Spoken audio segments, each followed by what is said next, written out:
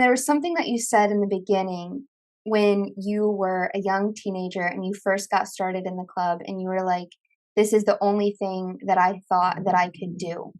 I'm sure that now, being in a ministry where you're going and you're talking to these girls, like, you see different situations where, like, that might really feel like the truth. Like, it might really feel like this is the only thing that they can do. And I felt that way as well, but looking back, I'm like, "No, like, there's other things, like, you could have done some," like, I feel like that was a lie from the enemy that I believed that, like, this was my only option. If you could go back and tell your teenager self then, that there was another way, do you believe that? Like, do you believe that there was another way? Like, what would you tell her now, knowing what you know now? I think the first thing would be reminding the young self of who you wanted to be when you became older, Mm, and acknowledging that along the way, those hopes and dreams will be crushed by life's circumstances. For me, dysfunctional home, sexual, physical, emotional abuse took place in my home.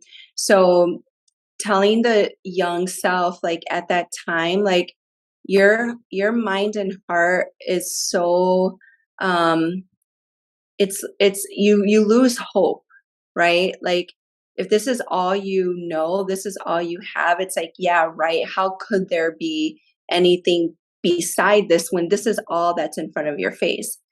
But what I would say is, like, everyone dreams, right? Everyone has an imagination. And I remember when I was younger, I wanted to be a lawyer when I got older. I'm like, I'm going to be a lawyer like my dad someday, or I'm going to be a teacher.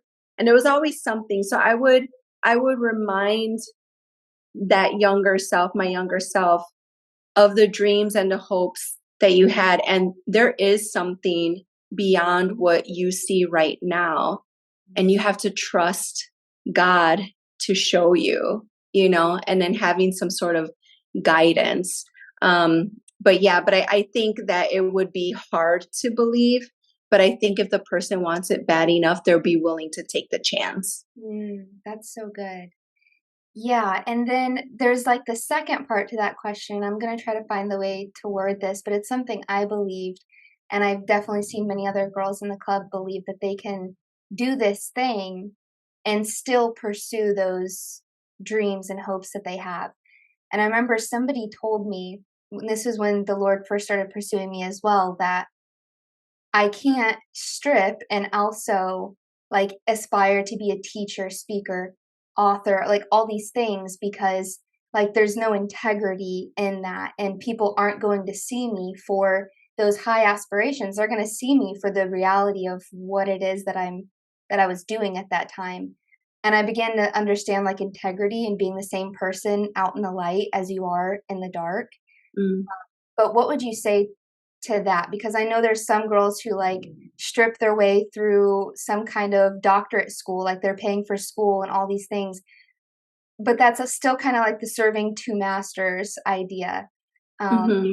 I guess I don't know how to form the question I'm trying to say exactly, but what would you Yeah. say to somebody who believes that they can do both? Yeah, so let's see if I can answer this well, and hopefully it's to the question you're trying to ask. Well, I think it really depends on the first, like, the value and the belief system the person has. So if I'm talking to a woman who says she's a Christ follower, but she's battling with the living in sin, and she justifies it because she wants to come out of this sex industry lifestyle into more of a, one that's has integrity. um, I would challenge if what she really and who she says she believes in, if it's really true or not. Mhm. Because in our walk with Christ, it is a faith walk, right? We walk by faith and not by sight.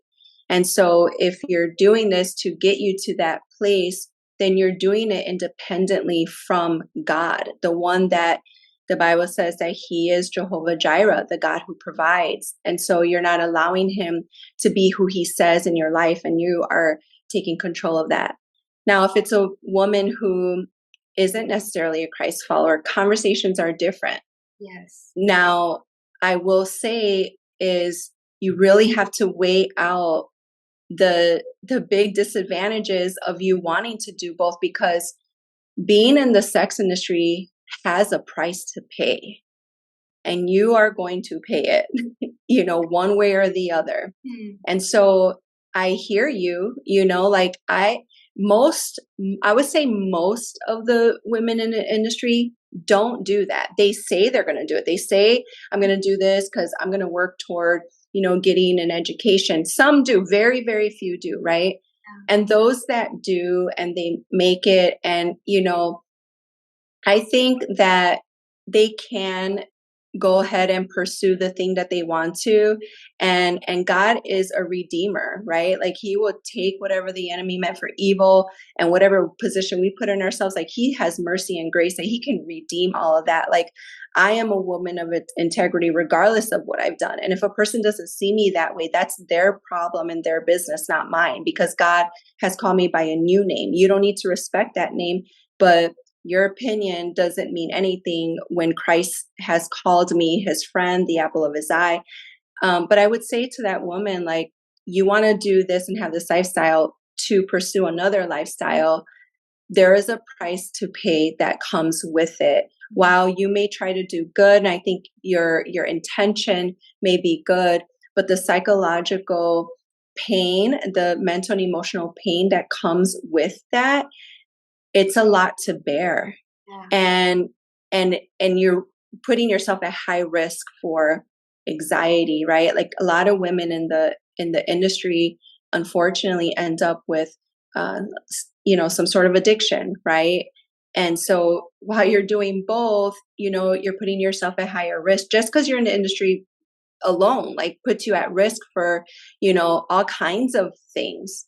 And Yeah. so I would really just focus on what it can do to your mental, emotional, and physical health. And are you willing to take that risk? Mm. That's such a good answer, honestly, because yeah, whether you see it or not, it does begin to chip away at your soul. And it's hard to leave, like, say for the woman who isn't a Christ follower, it is hard to leave that kind of money. If that's kind of the master you're serving is that, it's hard to leave that and step into something new. Um, yeah. So I think you answered that greatly. Like, to the woman who is a Christ follower, trusting him. And then to the woman who isn't, it's like there's still, like you said, that price to pay, Hmm. whether you see it right now or not. And sometimes that's years of your life, and then so many have gone by, and you start to doubt if you can even do the thing that your heart originally wanted to do.